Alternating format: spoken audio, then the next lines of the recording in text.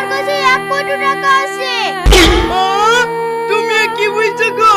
তুমি তো সেদিন বলেছিলে আমার আব্বা কবাডি বিজনেস করে আর মা ম্যাচ চালায়, এগুলো মিথ্যে। এই ছোড়া, তুই কবাডি বিজনেস মানে কি জানিস নি নাকি? না মৌলভী সাহেব, আমি জানিনি। তাহলে শোন, যারা রাস্তা রাস্তায় ঘাড়ে বস্তা ঝুলি কাগজ করে বেড়ায় ওদেরকে কবাডি বিজনেস বলে, আর বাইরে যারা লেবারদেরকে রান্না করে খাওয়ায় তাদেরকে ম্যাচ চালানো বলে। হ্যাঁ, ফেলে 13 লাখ টাকা। আমি 4 লাখ টাকা কোথায় বাবু বলছে? আমার নতুন বউ বলছিল 1 কোটি টাকা আছে, আর আমি ভেবেছিলাম 1 কোটি। তার লেগে বউ বাদ দেবো বলছিল। আমার খুব বড় ভুল হয়েছে মৌলভী সাহেব, আমি আর বউ বাদ দেবো না। ও নাই বাদ দিবিনি, ঠিক আছে। আমাকে যেমন মেরেছি তার দরুন 3 লাখ টাকা ফেল।